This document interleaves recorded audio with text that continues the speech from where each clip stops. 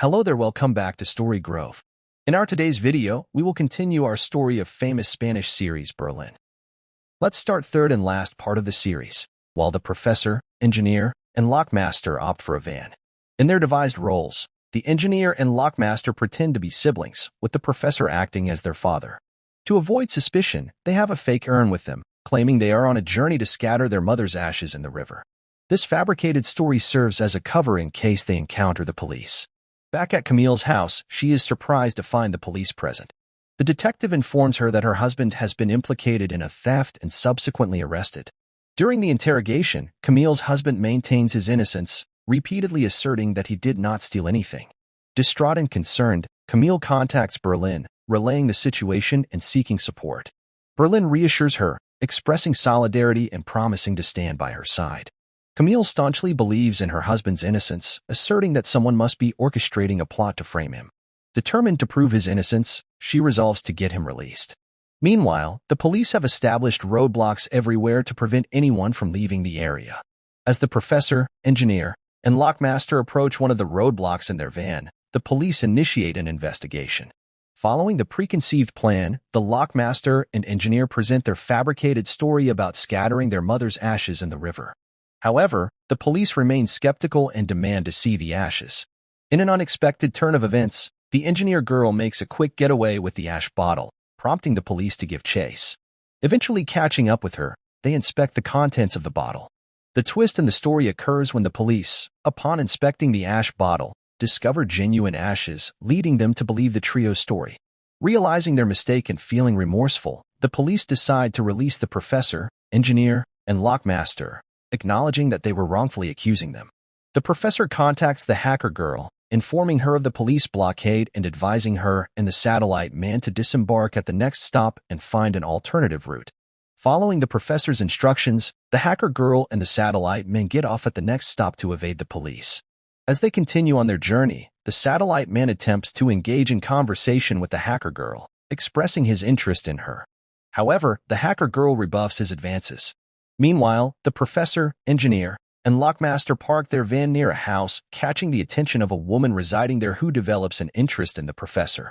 The lockmaster contacts Berlin and confesses that they have lost one of the stolen necklaces, admitting their mistake in going out despite Berlin's prohibition. Realizing the potential consequences, Berlin expresses frustration but forgives them, proceeding to outline the next steps of the plan. In the midst of this, Berlin reaches out to Camille, providing her with money to hire a skilled and expensive lawyer for her husband. Camille is touched by Berlin's generosity and support during this challenging time, recognizing him as a kind person. As the police investigation unfolds, the racers approach the car driver, seeking information. The police question the car driver about the necklace, and he recounts that a boy, accompanied by a friend, had come to race with him. The necklace was found in the boy's car, which was not registered in his name. The driver recalls a distinctive tattoo on the boy's finger and provides this identifying detail to the police. Meanwhile, after separating from his wife, the professor remains troubled. A woman approaches and offers him alcohol, which he consumes, leading to intoxication. In his inebriated state, the professor calls his wife, accusing her of infidelity. His wife denies the allegations, pleading for forgiveness, but the professor remains angry and distrustful. Unbeknownst to the professor, the woman who provided the alcohol overhears the conversation. In a separate incident, the hacker girl, while in the forest, is bitten by a poisonous snake. Panicking, she calls out to the satellite man for help, who rushes to her aid, using a knife to extract the venom from her foot. Concerned for the hacker girl's well-being, the satellite man observes her swollen tongue and decides to carry her on his back, seeking help for her condition. In the unfolding investigation, 2 additional female inspectors join the effort. They acknowledge the cunning and meticulous nature of the thieves, recognizing the difficulty in apprehending them due to the absence of concrete evidence. Despite the challenges, the inspectors remain determined to capture the culprits. Camille, accompanied by Berlin, visits her husband in jail. She introduces Berlin as her friend who is willing to provide financial assistance to hire a skilled lawyer for the husband's case. On it, her husband first refuses, but on her request, he agrees. The satellite man comes to the road with the hacker girl, where the police car stops in front of them. When he asks for help, the police take him to the hospital. The professor returns to that woman's house's bottle. She says, "I have heard all your talks. Your wife is cheating on you. So now, if you want, you can befriend me." On this, the professor was happy, and they start talking to each other. The lockmaster and the engineer were catching fish. Due to suspicion, the police followed them and arrived here. The police were watching them constantly. They hug each other. The police were very surprised to see this because they said, "We both are siblings." And now, when the lockmaster puts his hand on his head, the police see a tattoo on his finger. So here, the police believe that he is also one of those thieves. Camille's friend comes to meet her. When Camille tells her that my friend Berlin is here, who is very nice and helping me get my husband released. Hearing this, her friend becomes surprised and says to Camille, "This is very strange to think about. He is your friend, but still, he is helping you get your husband released." When the police were taking the hacker through the ambulance, then the gun falls from the hacker's pocket, surprising the police. The satellite man quickly picks up the gun and points it at the police, saying, "Go and sit in your car quickly, and there is no need to do anything for us." When the professor was with that woman, he peeped outside where the police were standing in front of his van. He felt that the police must have suspected us. So when the police left, he cleaned up the area to ensure we don't get caught and started preparing to leave from there. One day, Camille says to Berlin, "Look, I can't leave my husband. So it would be better for you to leave me and go away from here." The professor tells engineer and lockmaster that the police had come here, and they have a doubt on us, so we should leave from here as soon as possible. After this, he calls Berlin to ask him where he is. When Berlin tells him that he is still in Paris, the professor tells him to get ready, as he is coming to pick him up. As this case remained unsolved, another detective was hired. She spread the tattoo mark everywhere, stating that if anyone sees this tattooed person anywhere, they should be arrested immediately. Now, Camille's friend comes to meet her again, asking why all this is happening in her life and how everything is unfolding so fast. Camille says she is also worried, and even she doesn't understand what is going on here. Her friend says, "I have often seen in movies that the girl's friend traps her husband, and I feel the same in your case. It is possible that Berlin is the person who has trapped your husband, and now he is pretending to help you so that he can become a hero in front of you." Hearing this, Camille was very surprised, and she secretly steals his pass from Berlin's pocket so that she can go to Berlin's room and check whether her friend is telling the truth because she had not seen Berlin's room yet. The professor also comes to meet Berlin, and they also start planning to leave from here. The police thought that all the thieves are still living in that hotel, so they reach there to catch them, while the rest of the police come to their van to catch the rest. When Camille goes to Berlin's room, she becomes shocked to see the cameras and other setups here. She understood that Berlin is the thief and he has trapped my husband. The police were moving towards their van, in which there was the engineer and the lockmaster. When the police started shooting at them, and they also started shooting in return, the inspector asked them, "What have you asked for?" With this, a speaker came out of the van, in which the lockmaster said, "We have asked you to give us 5 minutes to think." Now, here, we saw that they had parked their van at a place under which there was a tunnel. That's why they started running through the tunnel. To mislead the police, they had put puppets there, and the speaker was placed on the mic so that they feel that they are speaking in the speaker.